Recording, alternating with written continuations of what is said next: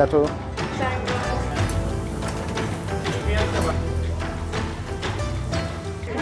Böyle küçük sake barları var. Sake bela bir şeymiş. Hiç hissettirmiyor. Japonya'ya ulaştık ve buradan tren biletimizi aldık şimdi. Şehir merkezine gideceğiz. Hop biletler. 970 ödedik kişi başı. Biz koltuksuz aldık. Koltuk alırsanız da 1400. Yani zaten yarım saatlik bir tren. Şuradan da biletleri okutup hemen giriş yapıyoruz.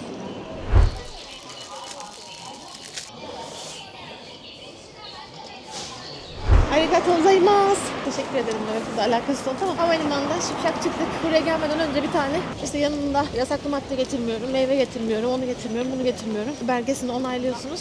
O belgeyi dolduruyorsunuz, bir tane QR kod alıyorsunuz. Yani onu yapmayınca da bir şey olmuyor. Bir tane form veriyorlar. Oradaki görevliyle beraber biz ilk geldiğimizde doldurmamıştık, haberimiz yoktu. Bizi başka bir köşeye almışlardı, ne oluyor ya falan. Bir tek bizi değil de böyle hani insanları ayırıyorlardı. Bir form doldurmuştuk işte. Şimdi onunla uğraşmayalım diye direkt internet sitesinden yaptık. Uçaktan çıktıktan sonra direkt girişinizi yapıyorsunuz. QR kodumu okuttu ve geldik restoranta ya. Sonra söyleyeceğim kesin. Burası bir zincir restoran tahmin ediyoruz. Tokyo'da yemiştik. Bu arada normalde ikili masalar var. İkili masaya da oturabiliyorsunuz. Her yer dolu şu an. Biz tekliler oturduk. Hepimizin önünde şöyle burada soslar var. İstediğinizi dökebiliyorsunuz. Su bardağı. Şuradan da su koyabiliyorsunuz. Bu kendi mangalım, bu maşam. Buradan da sipariş veriyorum. Etlerimiz böyle. Seçenekleri de var şöyle. Ben pilavı orta söyledim. Etlerde şunlar var. Fiyatlar da şöyle. Mesela 1820 tuttu. Benimki 1 ayla etler 450 lira bile tutmuyor. Bir tane sepet getiriyorlar. Sepete montları falan koyuyorsunuz. Buradan bastılar. Direkt ateşi yaktılar. Ama bir sıkıntımız var ki biz geçen sefer bunu yememiştik. Muhtemelen Tuğçe yanlış yemek söyledi. İnşallah benimki doğru yemekte de Tuğçe baka kalır orada.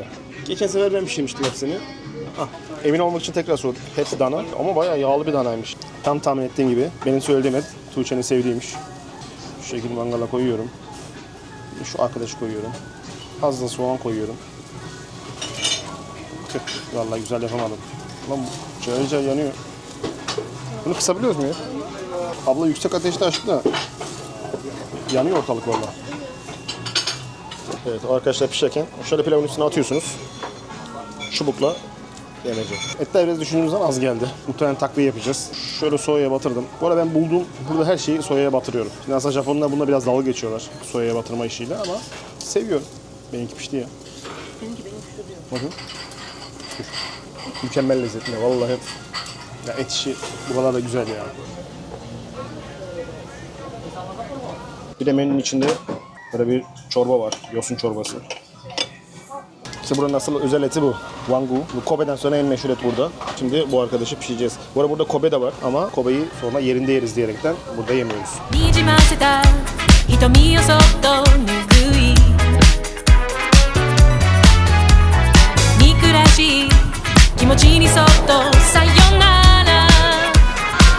Şu efsane.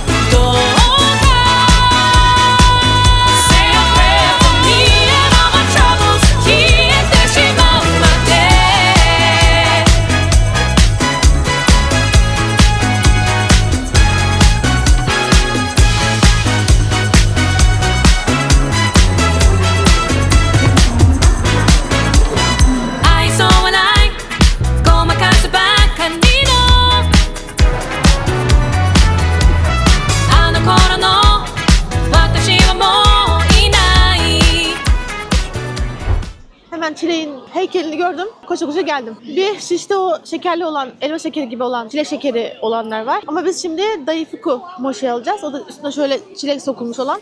Kendisi de böyle çilekli. Şu anda alacağımız mochinin. Bir de onun beyaz olanı var. Bir beyazlısı, sadelisi, bir tane çileklisi var. Ortalarında çilekleri bulunuyor. Böyle şimdi yerken görürsün. Çilek şekeri de Daifuku'da 500'er yen. 500'ü 4'e böleceksiniz. Gösterdiğimiz fiyatların hepsini siz 4'e bölün.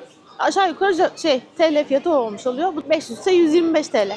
Ve geçerken marketten benim sevdiğim şekerimi aldık. Burada şeftali ne bulursanız alın. Özellikle beyaz şeftali olan güzel oluyor. Bir de şöyle bir şey var. Japonlarda şu görseldeki boyutla paketin içinden çıkanın aynı olması gerekiyormuş. Böyle bir dürüstlük. Bunun çileğini alıp kenara koyacağım. Isıramam çünkü öyle. Şimdi şöyle yapıyoruz. Şimdi şöyle.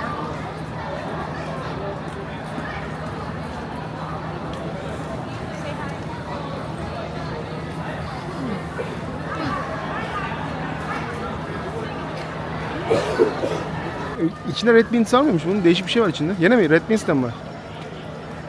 Bizim diğer aldığımız yok. Evet. Onu bulacağız ya. Oradan mı gitsek acaba?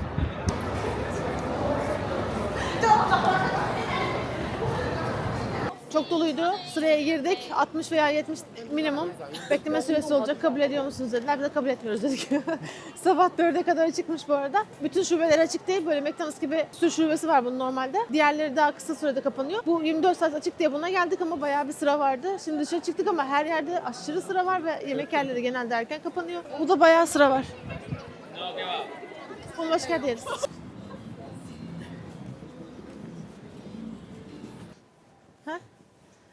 Gyoza. Şimdi hiçbir yerde yer bulamadık ama listemizde olan gyoza'ya geldik. Yani buranın kızarmış mantısını yemeye geldik. Pan fried diye bir çeşidi var. Bu böyle ince uzun tavalarda böyle altını böyle yaka yaka yapıyorlar. Biraz sonra görürsünüz. Bu sırada da sake setleri vardı. Menü gitti şu anda. Bir yere koyabiliyoruz, Deniz koyar. Sake setinden istediğimiz numaraları söyledik. 3, 6 ve 7'yi sipariş ettik. En çok beğendiğimiz 6 numara oldu. Gelirseniz haberiniz olsun. Çok güzel şekilde böyle bütün dev böyle büyük şişeleri getirip sunum yaparak döktü. Ama onu ben telefonu çektim. O yüzden siz şu anda ikimiz de aynı mantıdan söyledik. Bir de tavuk kızartması vardı. Bir de ondan da söyledik. Bakalım. Thank you. Thank you. Şurada soya sosumuz var. Tavuk bir efsane çıktı. Şöyle sulu sulu. Bu arada biz mantının ikincisini söyledik. Mantının bir sürü çeşitleri var. Haşlananlar da var. Biz pan fried tercih ediyoruz ve tavuklar gerçekten güzelmiş. Küçük ama keyifli bir bardı. 8-9 kişilik bar deskinin önünde oturma alanları var. Gerisi sıra bekliyor ama sıra beklerken de hemen arkasındaki bölümde oturup da bekliyorsunuz. Bar boşaldıkça sizi sırayla bardaki deske alıyorlar. Ne tarz bir kokteylden hoşlandığınızı soruyor. İşte ekşi mi, tatlı mı, tuzlu mu falan filan. Ona göre sürpriz bir kokteyl hazırlıyorlar. Benim kokteylim de Singapore Sling. Benim en sevdiğim kokteyllerden biri. İçinde cherry brandy var. Ben direkt size bırakıyorum demedim. Singapore Sling söyledim. Biraz benzeri gelmiş. Burayı tavsiye ediyoruz. Bize hazırlanan kokteyllerden memnunduk. Böyle çok uzun beklememize gerek kalmadı. 20 dakika içerisinde zaten oturarak bekliyorduk. Bar deskine geçtik. Orada da keyifliydi. Yalnız içeride sigara içiliyor. Onun dışında önümüzde kokteyllerin hazırlanması böyle profesyonel barmenlerde. Onları izlemek de keyifliydi. Güzel bir ortam. Durmuyorsun sen de.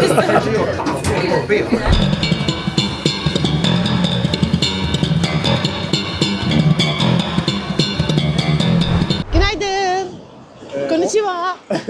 Osaka'da ikinci gün. Bugün biraz geç çıktık evden. Valla dinlendik, vücudumuz artık biraz yatak görmek istedi. Doya Doya Festival var. Aslında o yüzden de geç çıktık. Öğlen 2.30'da falan olacakmış burada tapınakta. Şöyle bir festival. Erkekler işte bebek bezi gibi bir şey giyiyorlar. Gerçekten öyle bu arada. Hani ben dalga geçmek için söylemiyorum. Kendileri de öyle diyorlar yani bebek bezi olarak. Böyle giyiyorlar, sonra buna ıslatılıyor. Hava da buz gibi şu an burada. Sonra yürüyorlar. Sonra o tapınağa gidiyorlar. O tapınakta işte şeyler olacak ama izlememiz de zor olabilir. Biraz geç çıktık. Erken çıkın demişler ama biz tam ne yapılacağını da tam anlamadık. Orada kaç saat, o kadar saat ne yapacağımızı bilemedik yani. Tennoji mahallesindeki Shitennoji tapınağına gidiyoruz. Kaynak da bulamadık açıkçası. Sabahki festivale gittik. Biz aslında daha erken gitmeyi planlıyorduk ama uyuyakaldık. İyi ki de uyuyakalmışız. Çünkü saatler öncesinden sıra olunuyor vesaire denmişti. Otelimize yürüme mesafesindeydi. Biz o mahalleyi geze geze oraya doğru gideriz demiştik. 1,5 saat önce gittik ama insanlar böyle birkaç önlerde sıra oluşturmuşlar. Yer kapmış bu insanlar. Bu dedik hani burada çok büyük bir şey olacak demek ki biz de bekleyelim. 1,5'da başlayacağını biliyorduk. Süre tarafında işte lise öğrencileri geldiler, hazırlıklarını yaptılar, kameralarını kurdular, yerleştiler falan filan. 2 çeyrek gibi anaokul grubu geldi. İlk önce onlar böyle müzik eşliğinde, öğretmenleri eşliğinde hepsine böyle atlet ve şort giydirmişler. Anaokulu gösterisi gibi. Hava 9 dereceydi. Biz donuyoruz. Bir sabit durmak zorunda kaldık. Beremiz ve hani montumuz bunlar varken donduğumuz halde onlar böyle bir çocuklar böyle titre titre ne olduğunu da anlamadan böyle tapınağın etrafına birazcık döndüler, selamladılar. Onlar gitti, sonra din adamları ekibi geldi. Bir tanesini böyle kırmızı şemsiye altında götürüyorlardı. Hava soğuktu aslında ama bilmiyorum. O farkını belli ediyordu yani. O şekilde onlar bizim önümüzden geçmeden başka tapınağa doğru gittiler. Daha sonra da birden mağaralar eşliğinde 2 tane grup geldi. Biri beyaz bebek bezi. Ona bebek bezi diyor. Ne diyeyim? Örtü diyeyim ben. Beyaz örtü takmışlardı. Bir grupta kırmızı örtü takmıştı. Şimdi su atıcısı vardı. Kırmızı gruba su atıldı. Onlar ısıtıldı. Ondan sonra onlar böyle bir balkon konuşması yapılacak gibi bir yer vardı. Ondan sonra orada 2 adam zarflar hazırlamıştı. İşte onun altına gelenlere zarflar attılar. İçinde para vardı diye gördüm. Ama bayağı böyle bir kalındı. Artık küçük küçük paralardan mı kalın bir şeydi. İçine bir de atıyorum bayrak sarıp böyle bir şeyle mi kabartmışlar hediyeler bilmiyorum. Neyse bu zarfları hatta onlar işte kapıştı kendi arasında bir 10 tane. Ondan sonra tekrar geri geldiler. İşte o zarfları kapanları gösterdiler. Sonra bunlar indi. Beyazlar gitti. Yine aynı şekilde o balkon altından onları kapıştılar. Bu sefer bunlar geldi. Onlar da kazananları söyledi. Sonra hep birlikte gittiler. Birlikte tekrar bir kapışma yaşandı. Bu sefer bir 10 kişi falan, 15 kişi sıralandılar böyle. Bir tanesi içlerinden kapışta birinci olmuş gibi bir şey oldu. Ama onu nasıl seçildi aralardan onu anlamadık. Sonra dağıldık. Zaten dayanacak da gücümüz kalmamıştı.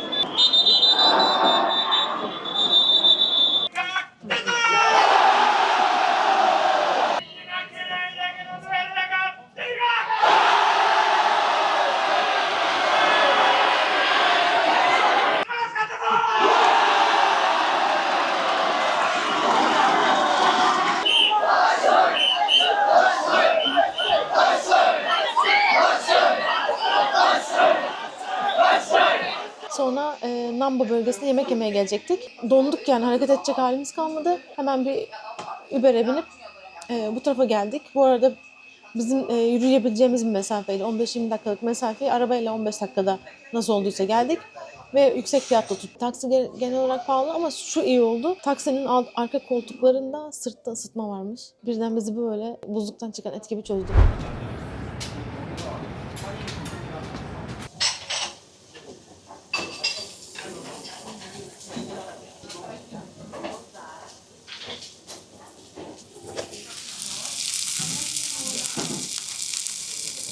Böyle bir combo menü gibi sipariş verdik.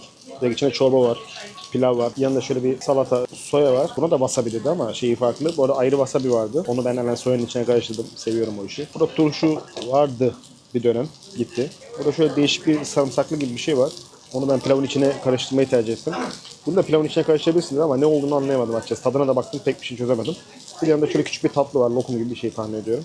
Şurada da patates salçası yanında. Dana, şinitzel. Şöyle çok ince bir tabaka var. Böyle az pişmiş olarak geliyor. Önünüzde şöyle şu şekil siz kendiniz pişiriyorsunuz. Karnımızı doyurduk. Şimdi hemen onun karşısındaki Gazapon denen dükkana geldik. Burada bir sürü böyle makine var her yerde. İçinde böyle küçük küçük oyuncaklar var. Buraya bozuk para atıp bunu çeviriyorsunuz. İçinden böyle küçük küçük şeyler çıkıyor. Bunlar böyle bayağı takıntılı olanlar var. Totem yapalım. Hangisini istiyorsun? Şunu. Şu da benim içimden geçiyor. Şu ikisi olabilir. Bakalım. Kesin şu salak gelir. 500 atıyorsunuz toplamda. 5 fiyatları şurada yazıyor.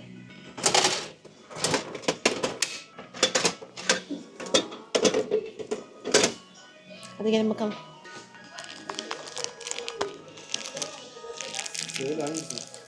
Hangisi bu? Benimki.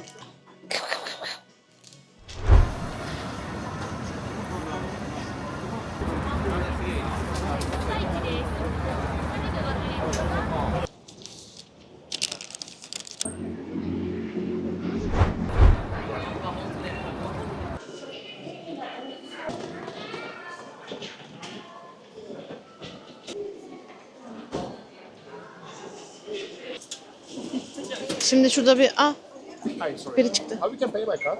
Or cash only. Cash only. Aa. Okay, thank you. Okay, o zaman nakit peş. O zaman önce para buluyoruz. Yazsanız oğlum nakit diye. Niye kartını yapıyordun? Şuraya basabilirsiniz. Selamlaşmak için bile arada basın. İstasyonu seçiyoruz. Biz midi sushi ile aynı kullanacağız. 2 kişiyiz. Umeda'ya gidiyoruz. Hemen çıktı. Az önce başaramadık. Çünkü nakit istiyorum. Biletimiz geldi şu şekilde. Tuğçe Hanım buyurun. Bu arada sakın biletleri içeride unutmayın ha.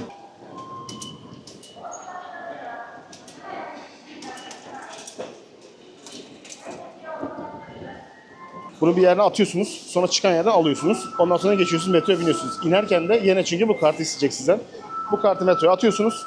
Bu sefer geri almıyorsunuz. Artık basıp gidiyorsunuz.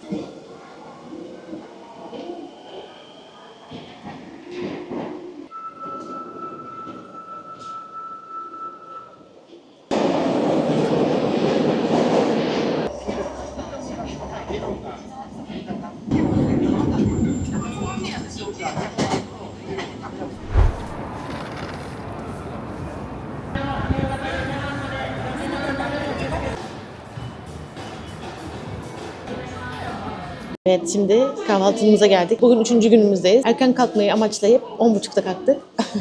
Bugün hava burada çok kapalıydı, soğuktu. O yüzden de bir alışveriş merkezinde elektronik alışverişlerini yapalım dedik. Onun bölgesine gelip ona göre de bir yemek planı çıkarttık. Şimdi çok sevdiğimiz bir kahvaltı mekanındayız. Günler saati geliniyor herhalde. Tatlı niyetine de gelebilir. Flippers'tayız. Fudik pankekler var. İsterseniz böyle tatlı çeşitleri oluyor. İsterseniz de tuzlu kahvaltılık, yani sosisli yumurtalı gibi çeşitleri de oluyor. Biz bir ondan söyleyip paylaşacağız şimdi. Yanına da birer tane americano söyledik. Bir de böyle süslü olanlar var. Herkes onlardan söylemiş. Genelde 2 kişi oturuyorlar bizim gibi şöyle sağımızda solumuzda. Herkes bundan söylemiş. Bir de yanında içecek dahil. Bir de böyle küçük bir oyuncak geliyor. Herkes böyle onu böyle zarfla veriyorlar. Herkes böyle bir heyecanla açıyor, içinden şey çıkıyor. Şurada gözükenlerin böyle top zincir var ya, o top zincirden çıkıyor. Belki de bunu da koleksiyonu yapıyorlar. Benim söylediğim tatlı olan 1750 yen gibi bir şeydi. Deniz'in söylediği de 2300 yen. Bu set olan da 3400 yenmiş bir kişi. Yani 6800. 6800'de 4'e bölün kaç çıkıyor? 1500 TL. 1500 TL'lik şu anda yanında pufidik yiyorlar. Geçen geldiğimizde de uzun sürmüştü. Bir de kuyruk vardı. Şimdi kuyruk yok. Biz böyle öğlen saatine kaldığımız için şu an saat 1'e geldi. Gelince de hemen önce sularımızı verdi. Sonunda 30 dakika gecikecek. Kabul ediyor musunuz diye sordu. Evet dedik. Bu arada İngilizce konuşamadığı için Translate'den hepsini yazıp bize gösterdi böyle kibar bir şekilde. Böyle hemen fıt fıt işimizi çözmüş olduk. Şimdi yanındakiler fotoğraf çekeceğim derken pufidik kekini düşürdü. Düşürmedi de şöyle hafif, ikincisi üstten şöyle bir böyle bir yani şöyle hafif mail etti. Ondan sonra hemen garson kız panikle olamaz tarzında böyle şey yaptı. Çok özür dileriz gibi bir şey dedi. Fotoğraf çekerlerken yamuk çıkacak diye. Aldı gitti tekrar mutfağa götürdü. Bir daha baştan düzeltmişler. Şu anda 5 dakika sonra tekrar geri geldi. Böyle de malına sahip çıkan reklamlara öyle yamuk pankek vermez diyor. Olabilir kayarsın yani. Allah korusun siz kaydırmayın. Yoksa alıp götürüyorlar. Direkt yiyin. Geldi bizim pıtırcık. Şu taraftan doğru keseyim. Şöyle. Pof pof. Şuradan şöyle biraz kremasını sürüyoruz. Şuradan şöyle çileklerimizi, idareli kullanıyoruz. Şimdi de şöyle şey yapayım. Hop. Biraz yumurta tadı geliyor ama yani kokusu. Yumurtalı oldu belli. Ama çok güzel. Biraz tatlı mı? Hı? Tatlı. Çok güzel.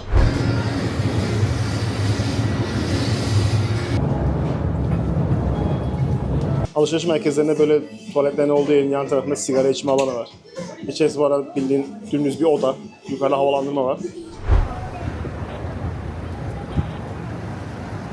Bu harici disklere ihtiyacımız vardı kamera için. Ondan alacaktım. Burada böyle alışveriş olayı üstte fiyat yazıyor. Altta vergi düşmüş halde yazıyor. Ondan sonra alacağınız ürünün buradan bir tane alıyorsunuz bunu. Sadece bunu taşıyorsunuz yanınızda. Sonra kasada bunu verdiğinizde size hazırlıyorlar. Drone uçurma alanı var. Drone'u burada deneyebiliyorsunuz direkt. Watches, beauty appliances, and cosmetics. Uçuşunlardan denemişti. Bayağı beğendi. Farklı likörler. Değişik meyvelere. Şimdi içtim. Bir de bunu içtim. İkisi de güzel, bu daha güzel. Diğerlerini de merak etmiştim ama başka bir şey içeriz diye düşünüyorum. Ve burada sakeleri görüyoruz. Burada biliyorsunuz zaten Japonya'nın viskisi meşhur. Single malt viskiler. Ama İskoç viskilerini de koymuşlar. Enteresan. Kardeşim bak. Aha küçük şişe var burada. Aklım nerede? Mutlu. Bu arkadaşı tavsiye etmişlerdi gittiğimiz bir tane viski barında geçen geldiğimizde. Biz o yüzden bundan almıştık. Gerçekten beğendik. Bunun tam olarak ne olduğunu emin değilim. Hiç de denemedik ama Koreli çocukla tanışmıştık süpermarkette. O bunun sake olduğunu söylemişti. Ama o da emin değildi. Çünkü dedi ki ben de buralı değilim kardeşim. Tabii Japonya'da alınacak bir numaralı ürün PlayStation. Hemen PlayStation fiyatlarına bakıyoruz. Şöyle PlayStation Pro'lar 120.000. PlayStation VR'ın fiyatını buldum. Yanında başka bir şey yazıyor. Onu anlayamadım. Ama burada 75. oyunla 80. Ben şu paket almıştım daha önce Amerika'dan. 350 dolardı. Yaklaşık aynı oluyor herhalde. Bunun fiyatı 1500 yani 300. Dur bakayım kaç. Hemen internete girmeye gerek yok. Şuradan hesap makinesini açıyoruz. Sonra şuradaki hesap bölümünü seçip şuradan dönüştürü aktif ediyoruz. Ben de aktif değildi. Aktif ettikten sonra burada para birimleri çıkıyor. Ben Japon yeninden Türk lirasına çevirdim. Bakalım bu elimdeki tişört de 337 liraymış. Size kaça olur gibi oldu. Size de bu olur, bana da bu olur. Son fiyat. Kendi tişörtünü tasarlayabiliyorsunuz. Direkt hemen baskı veriyorlar.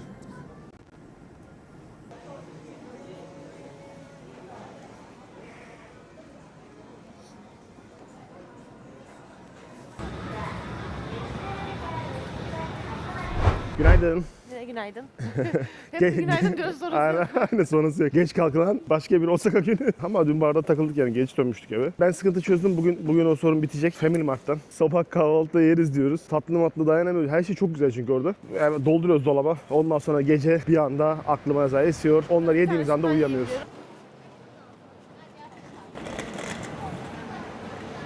Sumo güreşine biletleri aldık. Saat 7'de buraya geleceğiz. Bu arada size sayfayı da bırakırız altta. Eğer erken rezervasyon yaparsanız 4 gün önceden yemeklerinden falan da veriyorlar. Bento diyorlar ya, tabldot gibi. Karışık 7-8 tane çeşit var. Az. Meze tabağı gibi. Ama biz son dakika bugün için rezervasyon yaptığımız için bize sadece atıştırmalık tabağı verdiler. Cips falan. Bu arada bir içecek ücretsiz. Net fiyatı da 9500'den başlıyor. Ama biz o 9500 olanlar kalmamıştı. Onlar en arkadaki sıralar. Biz 12500 olandan aldık. Nereden geleceği sıranın belli değil. Ortalardan bir yerden. Neyse bir de en öndeki biletler var. Onlar da 16.000 civarı. QR kod geliyor mailinize. Rezervasyon yaparken telefon numarası soruyor. Türkiye numarası yazınca bir sıkıntı olmuyor. Zaten kullanmıyorlarmış.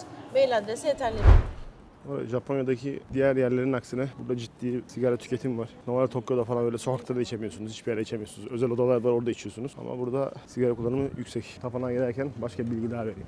Japonya'nın genelinde böyle çöpünüze sahip çıkmanız gerekiyor. Çöp kutusu olayı çok fazla yok. Çöpünüzü taşıyacaksınız yanınızda. Hatta otelde böyle çöp odası var, oraya atabilirsiniz. Ama takip ettiğim kadarıyla kadınlarda çok bir sorun olmuyor bu. Çünkü Tuğçe bulduğu bütün çöpleri benim cebime dolduruyor. Tuğçe buranın adı neydi? Namba, Yasaka, Jinja.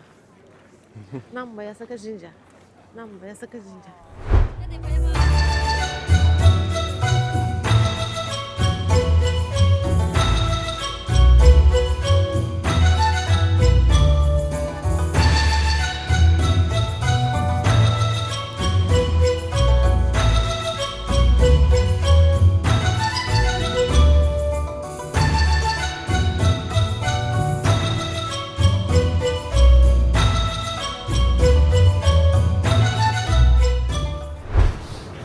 Bu şekilde turizm ofisleri var Japonya'nın her şehrinde. Bunlara gidip herhangi bir ihtiyacınızı sorabilirsiniz. Burada girdiğinizde sizden anket dolduruyorlar. O anketle şey yaparsanız direkt size böyle magnetler veriyorlar.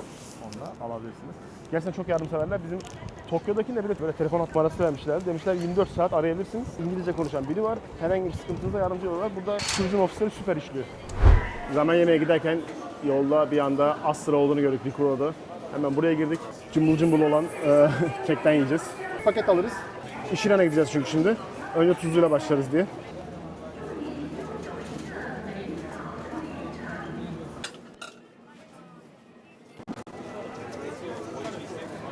Burada sadece kek yok.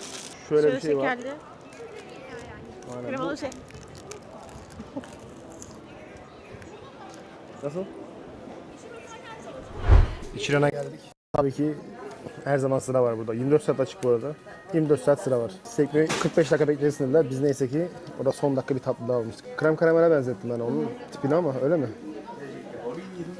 Bir sütlü ve yumurtalıymış. Sen bana verecek gibi yaptın. Nasıl Gel fake böyle. yaptın ya? Dibini almamıştım onu ben.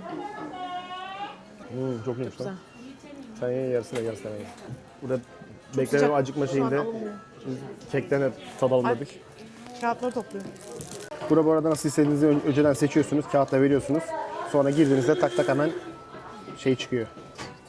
Bu yağlılık oranı. Garlic. Vallahi ben doldurdum bir diş sarımsağı. Ben şöyle seçeceğim. Ya da normal mi seçseydim ya? Midem yanar. Şu medium seçeceğim. Yapma ya. Neyse zarar. Yeşil soğan. Burada bu arada domuz dışında başka seçenek yok. Eğer domuzu istemiyorsanız direkt bir daha atlıyorsunuz. Bakalım. Şimdi valla daha hala sıcakmış yani. Bu Çok sıcak kokluyor. Beklerken sıcak. Sana yenmiyor dedim, sonra yeriz dedim ya. Tuğçe doğru söylemiş, yenmiyormuş gerçekten çok yumuşak. Arigato gozaimasu. Thank you very much. Thank you. Lezzetli ama biraz yumurta şey var. Yemesi çok Aynen. enteresan. Biraz Sıcak olduğu için. pamuk gibi yani böyle yumuşacık. Gerçekten çok güzel. Biraz ziyan ettik galiba. Biraz parçaladığım için ama. Bir de en altında da üzüm taneleri var, onu göstereyim. Böyle Ben normalde sevmem üzümü ama çok etkilemiyor. buradan direkt önceden ödüyorsunuz şeyi. Siparişinize veriyorsunuz. Hiç beklemiyorsunuz. Biz iki tane klasik söyledik. Direkt kartla da ödeme yapıyorsunuz. İçecek falan da isterseniz ekleyebilirsiniz. Zaten bunların birçoğunu önceden şeyde soruyordu. Ekstra isterseniz yumurta falan isteyenler oluyor. Şeyler isteyenler oluyor. Öyle alıyorlar. 500 lira falan ödedik. İki kişi toplam. Burada bir tane pencere var. Buradan şimdi o az önce verdiğimiz fişleri verdik. Direkt buradan ona göre siparişleri çıkarıyorlar. Bu da aramızda bu var. Burada herkes tekli. Tuğçe'nin alanı burası. Tuğçe'nin alanına dahil oluyoruz. Japonya'da su. Şöyle masada şey oluyor. Kendiniz takılıyorsunuz burada. Şöyle fişler var. Mesela diyor ki ben gidiyorum diyor burada. Ne diyor? Bilmiyorum diyor nasıl sipariş vereceğim. Verdik ya oğlum siparişi zaten diyorsun. Ondan sonra çocuklar için diyor kase istiyorum diyor. Buradan ekstra bir şeyler daha söyleyip tekrar takviye yapabiliyorsunuz. 30'a kadar gidiyor. Sadece 30 tane masa var. Masada unutmayın şöyle büyük bir koridor. Şöyle ince uzun bir koridor.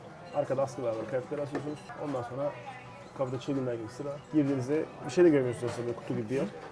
Ama yani burada yediğim rameni hiç başka bir yere denk gelmedim. Gerçekten çok lezzetli. Penceremiz açıldı. お待たせいたしました。失礼いたします。 Arigato. Şöyle bir suyu var. Şöyle bir karıştıralım. Bunlar taze soğan. Bu yağlılık oranını, acılık oranını, baharatlılığı ve noodle'ınızın kalınlığını, yumuşak mı yoksa şöyle dişe gelir mi oluşunu seçebiliyorsunuz.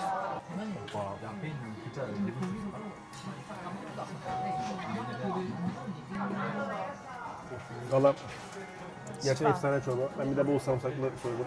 Ay, İşkembeden alışkandım. Efsane bir çorba ya. şimdi içeri giriş yaptık. Bize şöyle bir bileklik taktılar. Burada da şöyle bir parça sallanıyordu. O da bir tane içeceğin parçası, ticket'ımız. Hemen girdik. Girdiğimiz gibi karşılayıp ne içeceğimizi sordular. Biz bu gecenin hatırına sake içiyoruz. Özellikle sake. Geldiğimizde çantalarımız hazırdı. Deniz'in çantası hala hazır. Bu şekilde kapalı bir şekilde masamızda duruyordu. Ben açtım hemen. Şöyle bir cips çıktı.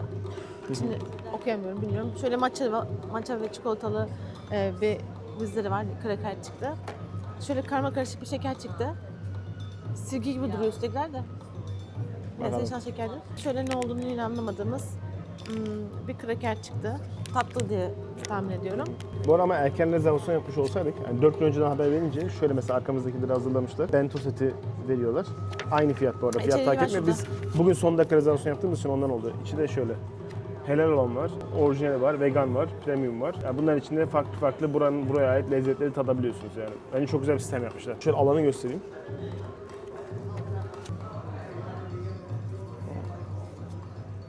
İlk sake açılışı. Markette görüyorduk ya bunları. Evet almak istiyorum zaten.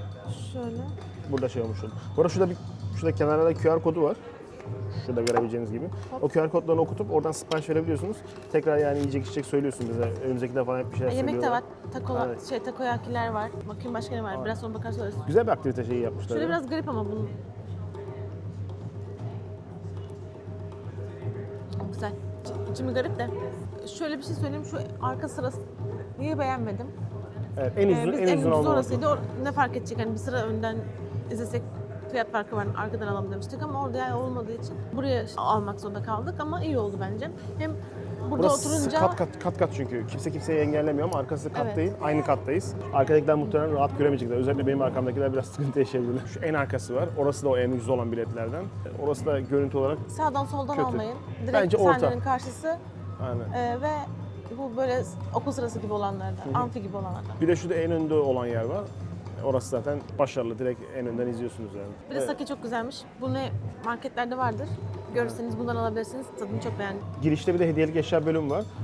Muhtemelen bize uğramayız diye tahmin ediyorum. Ben baktım, hepsini inceledim ama şu an burada çok böyle hoş bir şey bulmadım.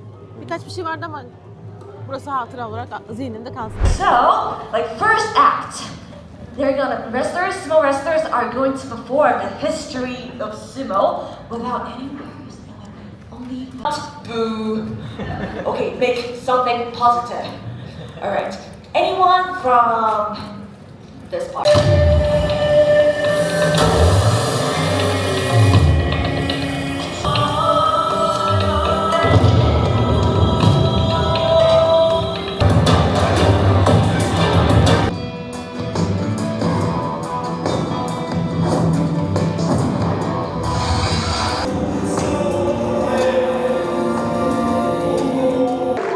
Waka, he is really famous guy. He appeared in the Netflix sumo drama called Sanctuary. Yoisho! Together, Yoisho, everybody. Yoisho! Nice, let's say Mukade is a giant centipede.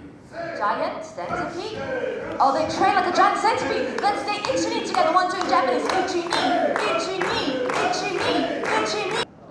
Oh, he can also touch.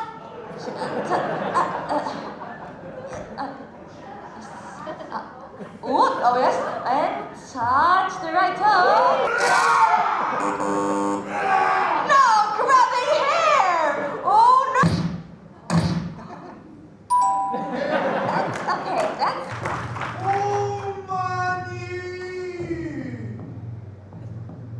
darker blue belt. He is Tashi. Let's say Tashi. Nice. Whoa, what a crush! All right, let's give a big hands to Toma and Tashi. Let's cheer for them. Let's say Toma.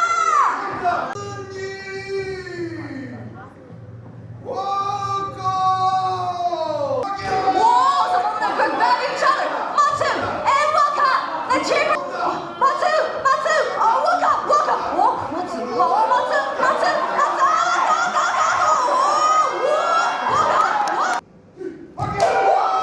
Does it hear the sound? Oh my goodness! Oh, Tomo's going to push that wall down. Waka. Oh, Waka, hold it here. Whoa!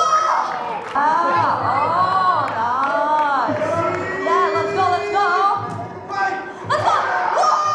Let's go, let's time. Oh, yeah! Whoa, whoa!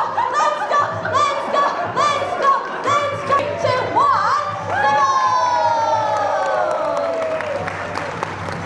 1, Gösteri 1 saat 10 dakika sürdü fotoğraf çekimiyle beraber. İlk başta gelip geleneksel şeyleri anlattılar. İşte sumo nasıl ortaya çıktı falan, ne yaptılar, ne ettiler. Ondan sonra sumo'da yasak olan hareketleri gösterdiler. İşte böyle yumruk atmak şöyle yasakmış ama şöyle 5 parmak yapıştırabiliyorsunuz. İşte 4 kişilerde 2-2 yarıştılar. Son işte iki takımın da birincileri tekrar bir 3. maç yaptılar. Kesinlikle tabii gerçek şey değil yani. Tabii Turistik şaka, bir aktivite öyle düşünmeniz lazım. Aynen, yani. televizyon. Yani şaka yapıyorlar zaten. Arada espriler yapıyorlar, şakalar yapıyorlar falan.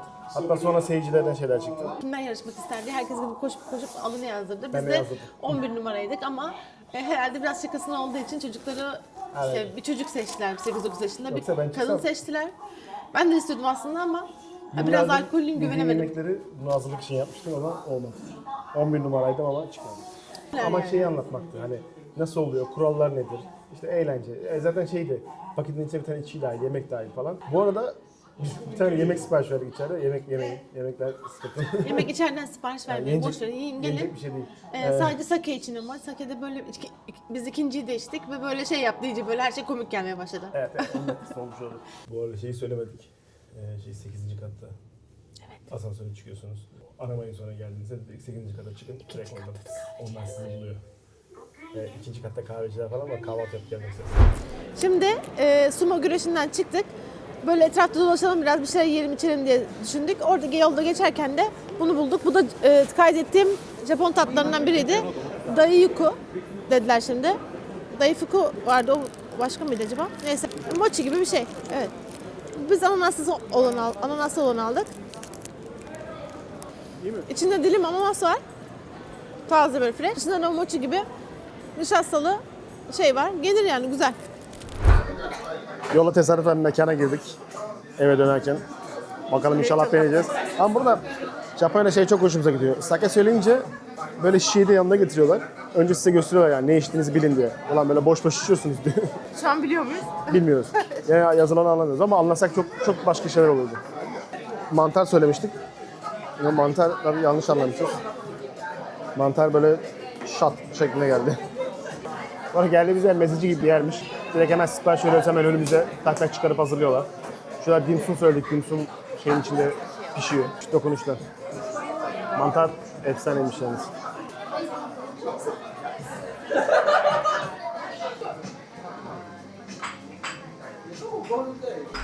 Günaydın. Sabah erken kalkmışken Japonya'da kahvaltı olayını nasıl çözersiniz? Hem Family Mart'taki ürünleri gösterir. Hemen otelin karşısında zaten. Bütün mahalle aralarında süpermarketler var. Normalde bu işte seminer falan zaten dünyanın her yerinde, neredeyse her yerinde var. Hazır yemek olayları da var. Tayland'da falan mesela biz çok seviyorduk, yiyorduk ama bunlar garantili ürünler. Yani direkt mideyi normalde bozar.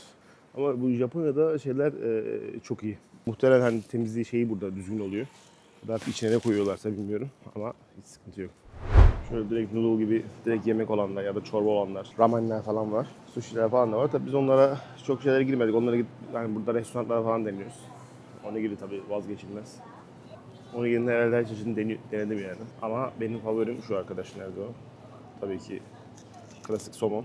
Hemen erken bitiyor. Tuna mayonez, bu da başarılı. Bir de şirin mayonez, bu da başarılı. Şimdi neyse biz kahvaltı için alacağımız için kahvaltıda alacağımız ürün bu arkadaş.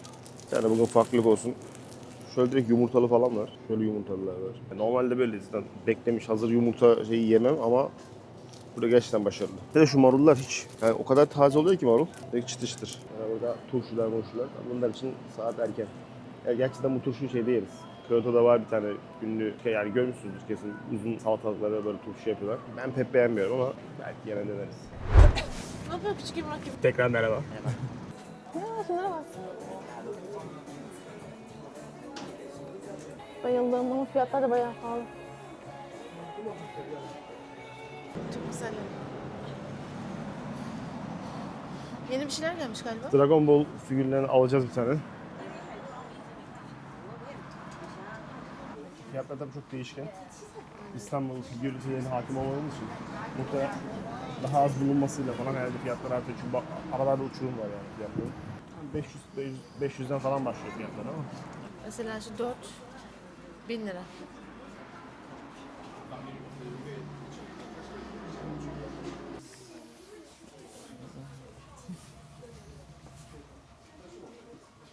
Bazı ürünler bu arada satılık değildir yazıyor. Onlar hani satılmış olduğu için mi yoksa? Yok bence koleksiyon. Koleksiyon olarak tutuyorlar üzerinde. Tadam! O da olabilir dedik, şu da olabilir. Şöyle set bir şey. Kedili mi? Dragon Ball'da kedi. Bir tane daha vardı ama. Vallahi. Bir de şu var.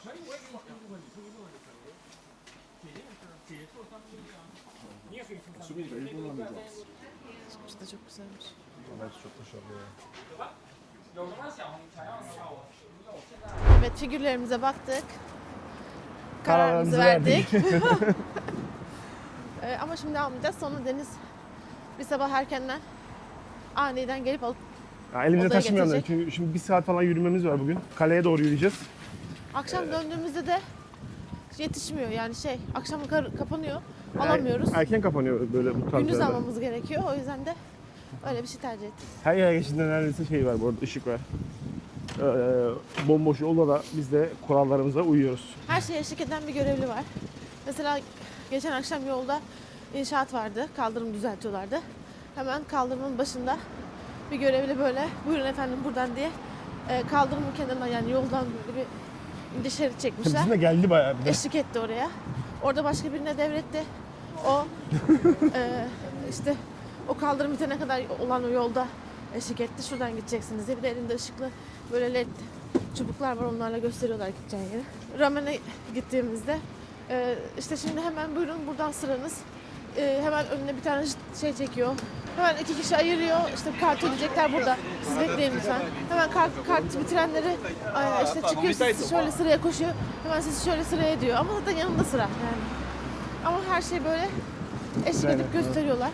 Böyle hep herkesin iyiliği için çabalıyorlarmış gibi. İsterseniz bu arada metroya gidebilirsiniz. Yani metro 15 dakikayı falan gösteriyordu. Ama biz hava güneşli. Bu havayı da kaçırmak istemiyoruz. O yüzden gidiyoruz yani. Bir de Soğuk burada alan. sokaklar çok güzel. Yani hiç alakasız bir şekilde kimse için önemli olmayan bir ara sokak. Bir tabelasıyla, bir şeyle çok güzel olabiliyor yani sizin için. O yüzden biz böyle sokakları gezmeyi daha çok tercih ediyoruz. Bir de çok yemek yediğimiz için yürümemiz gerekiyor. Ya yemek olayı da şöyle. Biz dün mesela yemekten kalktık. Direkt otele dönüyorduk aslında. Öyle planımız yoktu. Ya belki şurada bir şeyler atıştırırız falan diye girdik. Aa şu da çok güzelmiş, bu da çok güzelmiş diye her şeyden söyledik yani. Bütün yemekler farklı farklı olduğu için insan bir deneme ihtiyacı duyuyor burada. Allah'tan minik minik yiyorlar. Meze kültürü var aslında. Yani mekanlara gittiğinizde Sake meze. hep böyle küçük küçük, yani sake yanında meze, aynı işte rakı meze gibi. Çeşit çeşit meze söylüyorsunuz. Ama şeyde sıkıntı yok yani. Bizde mesela rakı içiyorsan rakı böyle tek rakı içilir ya. Burada sake de var, sakeli kokteyller de var.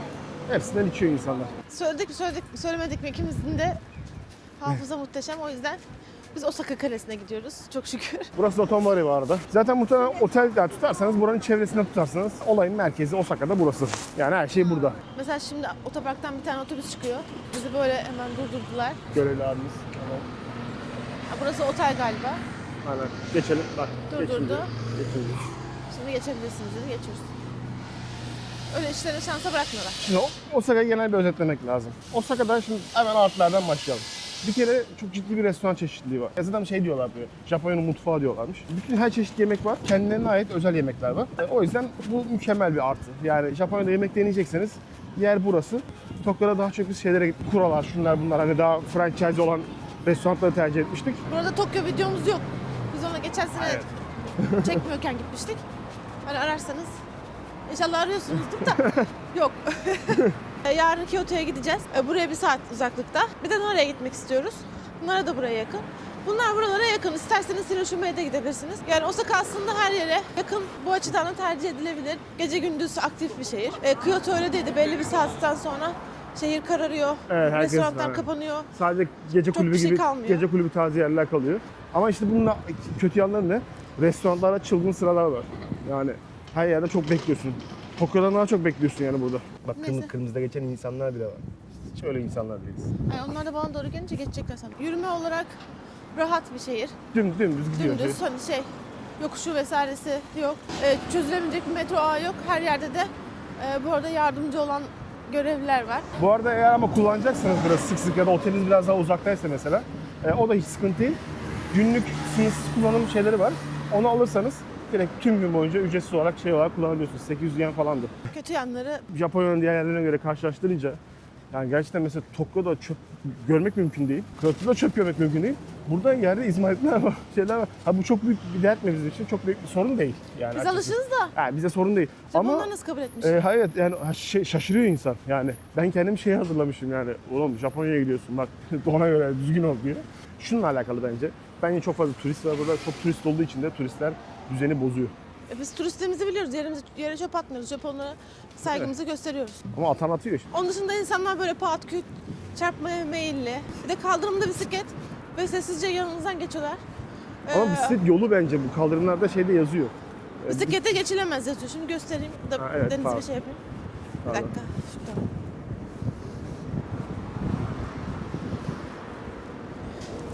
Bakın bisiklet Bu yolu bir nerede? kanıt değil, bu bence Bu belki de tersten diyor. gidiyor. Adam akıllı bisiklet sürün gibi bir Belki de şeyde bisikleti yazıyor buraya olabilir. park edemezsiniz Anlamıyoruz yani. Ha belki Ama- de öyle yazıyor. Yani hepsi kaldırımdan gidiyor. Onun için ayrılmış bir yol yok. Araçlar ters olduğu için bisikletin ne taraftan geleceğini de anlayamıyoruz. Bak geliyor bisikletler. O değil şu taraftaki bak. Bir tane de buradan çıkıyor. Ha diyorum bak. Bisiklet kullanımı çok. Ama bisiklet yoluna araba park etmiş onu diyorum ben. Evet. Ama burada tabii konaklama daha ucuz Kyoto'ya göre. Kyoto'da şimdi konaklama pahalı bir olay. Burada çok ucuzdu yani. Biz çok ucuza tuttuk oteli. Otel de Bir de çok yani iyi. biz ömürlük bir yer bakmadığımız için yani gezmeye geldiğimiz bir gelenek görmek istediğimiz için değeri neyse yani ucuz diye de Osaka'da kalınacak değiliz herhalde. Bir tane düz süpermarkete geldik. Genellikle burası 7-Eleven, o Family Mart falan güzel. kullanıyoruz ama bak çilekler, çilek 880'miş. Kaç oluyor? 220 lira. Tuğçe aslında iyi ya. Ya buranın çileği de, meyve falan çok pahalı normalde burada. Nedir bu Bunlar arkadaş? kimchi. Kimchi mi? Kimchi çeşitleri. Kimchi membana ile kimchi. Bize o Ama ben buradaki kimchiyi beğeniyorum. evet doğru. Tuğçe buradaki fark kimchi varsa? beğendi. Mesela şöyle fresh oyster. Ya balıkların böyle nizami şekilde hazırlanması çok hoşuma gidiyor ya. Bunlardan önceki geldiğimde yemiştim. Ama şimdi burada almayacağım tabii. Balık pazarına gittiğimizde şöyle bir set belki tüketilebilir.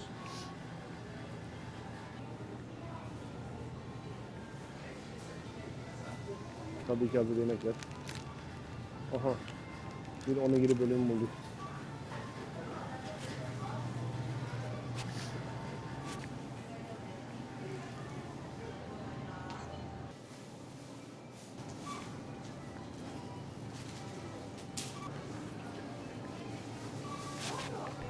Benzinlik de enteresanmış. Şöyle benzin pompaları havada. Herhalde oradan içeriden açtıkları zaman aşağı mı iniyor artık nasıl oluyorsa. Öyle alıyorlar. Kale göründü. Az kaldı.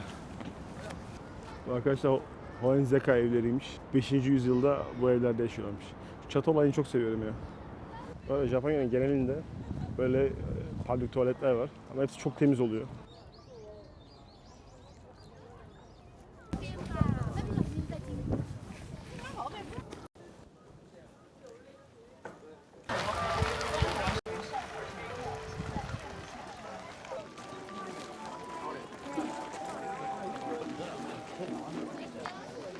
Şimdi Japonya'nın simge yapılarından biri olan Osaka Kalesi'ne geldik. Eğer böyle samuraylar, shogunlar, katalar falan seviyorsanız geleceğiniz yer burası. Aynı olduğu gibi duruyor. Kaleler, kapılar falan.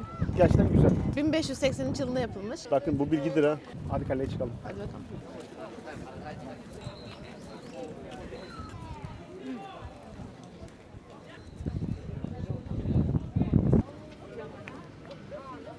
İçi çok büyükmüş. Asansör falan var 8 katlı. Asansör direkt 5. kata çıkıyor. Oradan geri ineceğiz aşağı. Dönünce hemen samuray oyunu oynamak şart oluyor.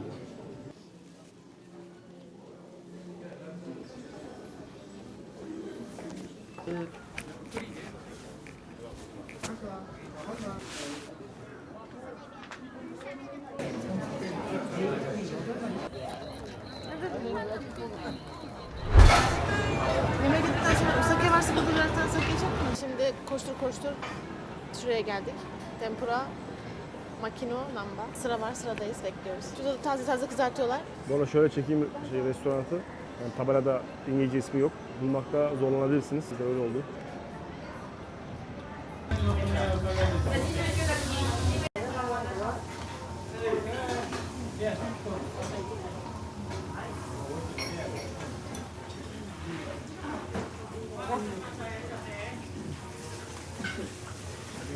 Kokusu bile kendimize getirmeye yetti. Evet. Tempurlarımızı Önce bekliyoruz. Şimdi tempurları Sipariş ettik. oturmadan önce sipariş verdik. Şu yumurtasız olanmış. Bu yumurtalı olan. Ben yumurtalı söyledim. Yumurtalı da şöyleymiş görseli de şöyle göster. soft haşlanmış bir yumurtayı tempura yapıyorlarmış. Bakalım. Merakla bek. Aha. Yemekler geldi hemen çok hızlı.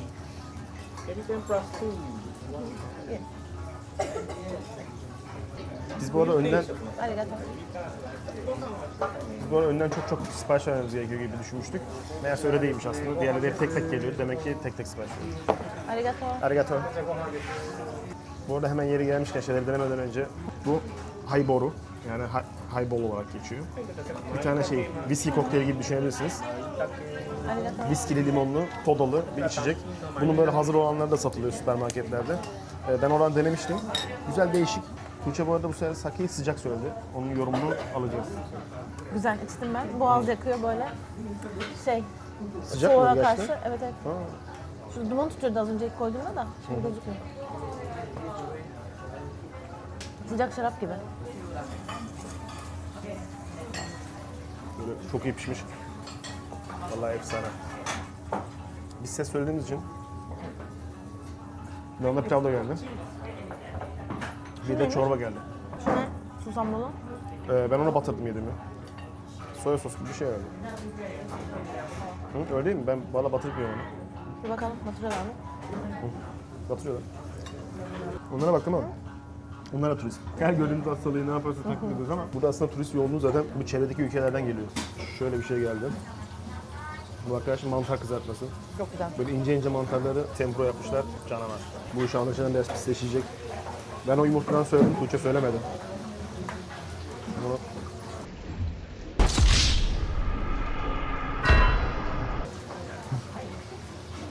Bana gerçekten çok az pişmiş yumurta. Ben hiç söylememişim, bu yiyemezdim. Yani bir bütün atsaydım çok güzel olacaktı ya. Kesin. Su piş. Su piş bundan sonra adamımız. Güzel de şu şekilde.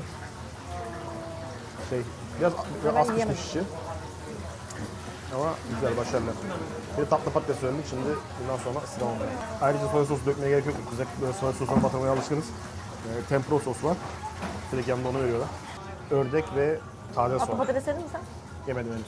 Beğendin mi? Biraz sert yani böyle şey. Nasıl? Yandım valla. Ama değişik. Bayağı taze soğan var. Bu arada yeni bir ürün daha çıktı. Biber şeysi gibi şey koymuşlardı. Ne olduğunu anlamamışlar en başta ama meğerse turpmuş. Turp ama böyle turşu gibi, çok güzel. Az önce yediğimiz şey başka bir şeymiş. Diğer yediğimiz dümdüz balıkmış demek ki. Ama bunun kuyruğu var. Hayırlısı. Valla kuyruklu mu yürüdü? Bir şeyde bir ayrılığa düştük. Tatlı patates ben beğendim ama Tuğçe beğenmedi. Böyle sert fırınlanmış gibi.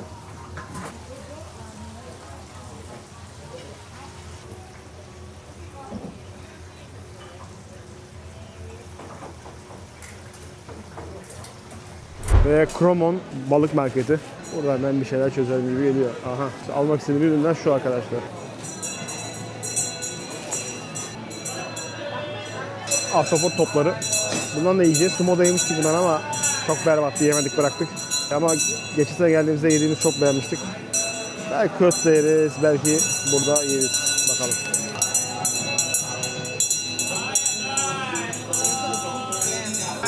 Evet. Asıl ürünlere geldik ya. Şimdi birazdan Tuğçe'yi ikna edeceğim.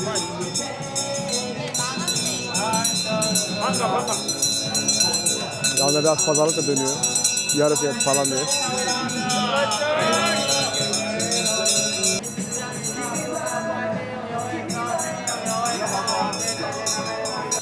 Turşi. Şu yediğimiz Türk turşusu herhalde bu arkadaş. Turşuya şöyle küçükler varmış. Şöyle şey alabiliriz aslında.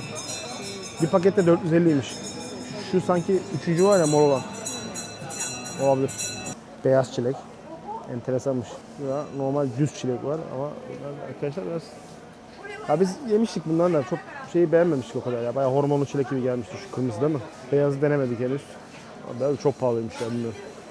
Bunlar üzüm herhalde. Şu meşhur kavunlar. Böyle dilimlenmiş haline satılanları var. 1500'müş. Domuz gibi duruyor ama çoğu danaymış. Nasıl yapıyorlarsa dana böyle şey çok yağlı oluyor. Kobe'nin fiyatı da bu şekilde. 100 gramı 4000, yani ne yapıyor? 1000 lira 100 gramı. Kestaneci. Bu kestane çok başarılı oluyor. Daha önce alıp denemiştik. Biraz farklı pişiyor yani kömürde. Şöyle ahtapotlar. Şöyle değişik istiridyeler var. Deniz mahsulü burada çok başarılı ya.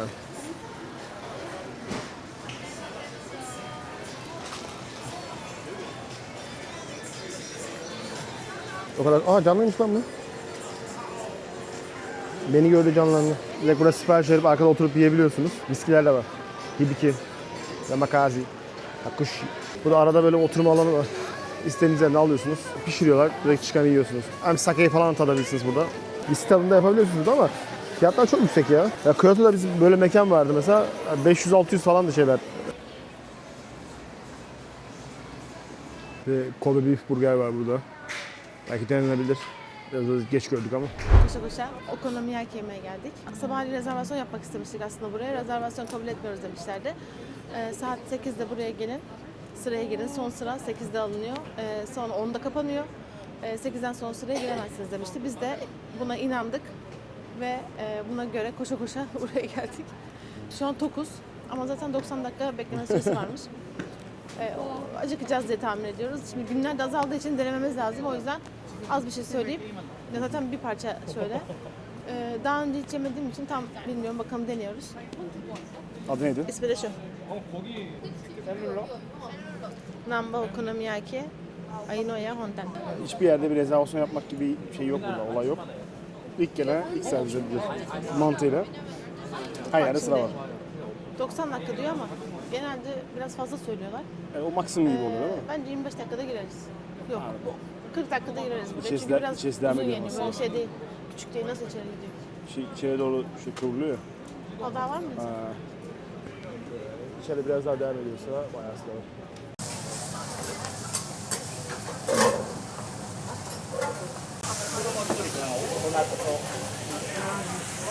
Direkt komple plate var. Plate'de yapıyorlar.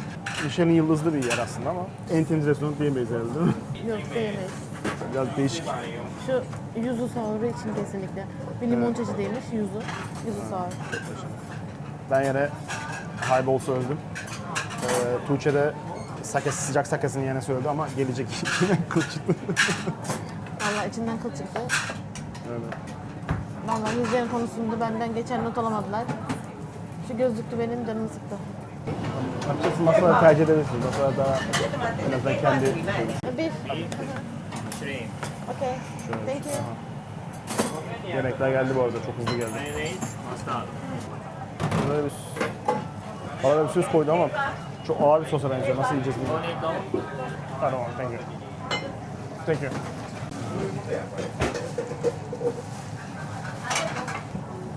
Hani bir şeyler yiyeceğiz ama kaç gündür buraya gelmek için uğraşıyorduk. Ama o kadar da bu arada hani pişmeye devam ediyor burada. Şey de enteresan yani. Yanacak gibi geliyor ama yanmıyorlar. Burada önümüzde yemek yapılma işi güzel. Ama dayım böyle saçma saçma yaptığı için yemeklerimizi de korumak zorunda kalıyoruz.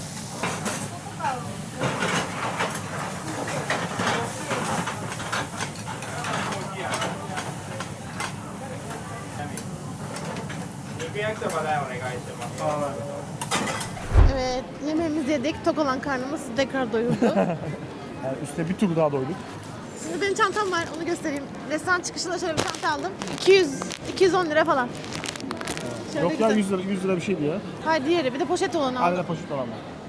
Poşet olan 200, bu 100. Aa evet, bu 100 lira. Şuna bakabilir misiniz? Bu arada benim restoranda puanım zayıf. Yani ben çok beğenmedim açıkçası. Ben de 6 veriyorum. 6 verilir yani. Ya çok böyle kötü değil. Sadece şey biraz abartılmış böyle. Michelin yıldızlı olduğu için insanlar böyle kuyruk oluyor. Bu arada 1,5 saat beklemedik. 45 dakikada yerimize oturmuştuk. Oturduk. Zaten ben dışarıda camdan bakarken keşfetmiştim bu işi. Kirli oldukları belli. Mesela sabah girdiğimiz restoran mum gibiydi yani. Hem Yani görüntü, Japonya'da her böyle şey. hiçbir yerle karşılaşmadık değil mi bugüne kadar? Yani normalde o kadar, hatta şey çok hoşumuza gidiyor. Hep böyle şeyden sonra izliyoruz yani. Hep temizlik yapıyorlar. Bir yemek yapıyorlar hemen üstüne tak tak tak mutfağın önünde yemek yerken. Hemen temizlik yapıyorlar, her yeri siliyorlar falan. Burada yani yani çok pisli, bir de bulaşıkhaneyi görüyoruz. Yani Ya bulaşığı da önümüze koymuşlar. Kaynar su akıyor, buhar çıkıyor tamam. Tamam şeyde tamam. Hani kimseyi ağzına sokmuyoruz araç gereçlerini. Onu sıcak suyla temizleyip kenara koyuyor ama böyle o pisliğiyle beraber aynı suya atıyor. Hepsini aynı yere sokuyor, çıkartıyor. Gözümüzün önünde. ne deterjan kullanıyorlar ne bir şey kullanıyorlar. Sabun yoktu zaten. Nereye gidiyorsun? Dur. Pardon. Bak yine nefes yerine gidiyor. Ben o tezgahta yemek istemedim. Plate'in olduğu yerde. Ben dedim ki şansımızdan neresi orası olsun dedim. Ha, bu arada en başta soruyorlar aslında. O barda oturmaya okey misiniz dediler bize. Biz de dedik ki okey, tamam sıkıntı yok. Yani dedik ki zaten 1,5 saat bekleme var. Artık hani bir de daha uzaması gibi sen düşündük. Ama isterseniz söylüyorsunuz. Yok ben oraya oturmam diyorsunuz. Ya, masada oturabiliyorsunuz. Masada kendi özel plate'iniz var.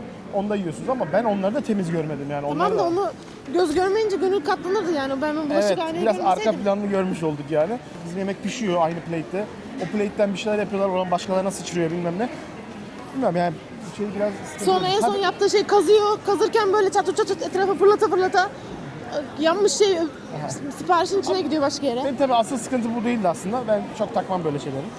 Yani yerim ama ya plate'in yani uzun süre plate'te pişmiş bir ürün kötü geliyor yani bana. Yani zaten plate'in kokusu ben sevdiğim bir olay değil yani. O yüzden plate'in orada oturup plate'in önünde uzun süre yemeğin pişmeye devam ediyor. Yanıyor bayağı altı. Çok mantıklı bir sistem değil bence. Yani bilmiyorum.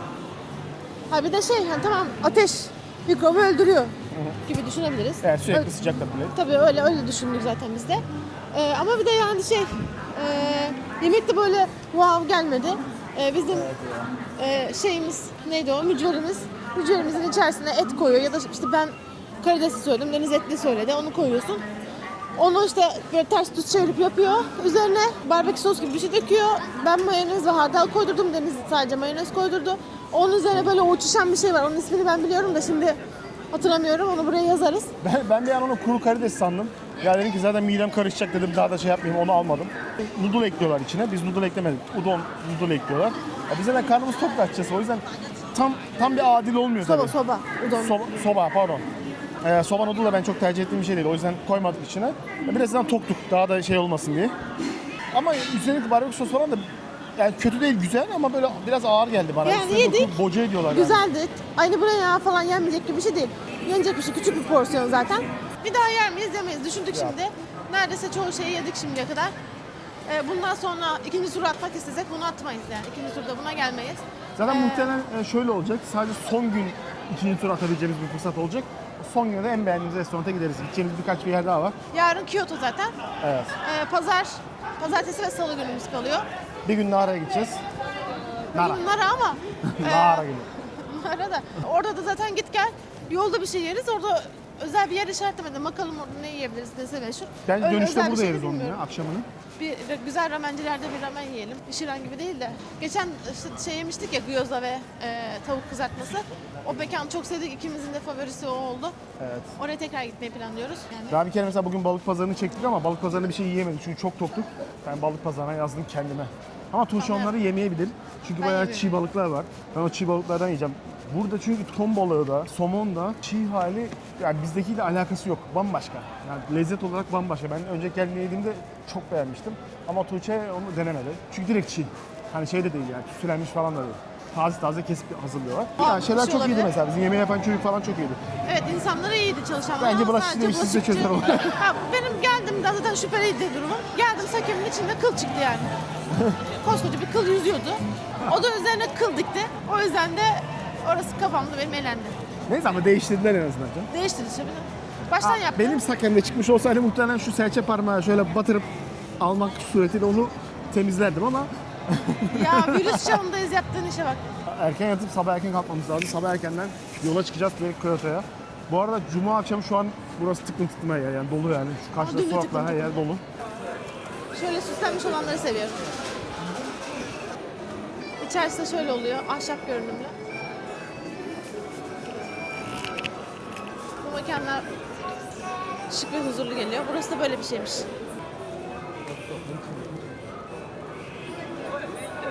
Burada da şey varmış, okonomiyaki. Burada da şöyle.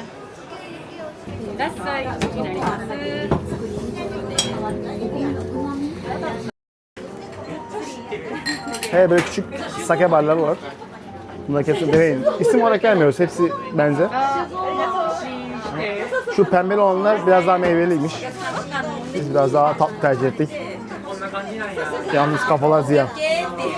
ガツンと感じた Beğendin mi? やつがやっぱり角が取れてすごくまろやかになってうまみがそれの差なんですよそれがまあお米の研ぎ方やったり Bir tane denk geldi. Birasını da denemiş bulduk. Buraya özgü bir biraymış. Kendileri çok başarılı. Eğer buraya gelirseniz barlarda falan deneyebilirsiniz. Şöyle. Nagisa bir ödül falan almış. Dünya bilmem ne bir ödülü hesabı. Ama beni asıl kitleyen şey ne oldu? Açacakları. Şöyle bir şey. Basıyorsun pat diye açıyor. Bomba. Valla görmedim daha önce böyle bir şey. Yalan değil. Biz çakmakla açarız normalde birayı. Su şişesiyle açarız. Her tür aletle açarız. Böyle bir şey denk gelmedi karşıma ya. Yalan söyleyeyim, gelmedi yani. Ne yapayım? Bu arada ben benimkini de Deniz'inkini de çok beğendim. Deniz biraya geçince onunkini kaptım.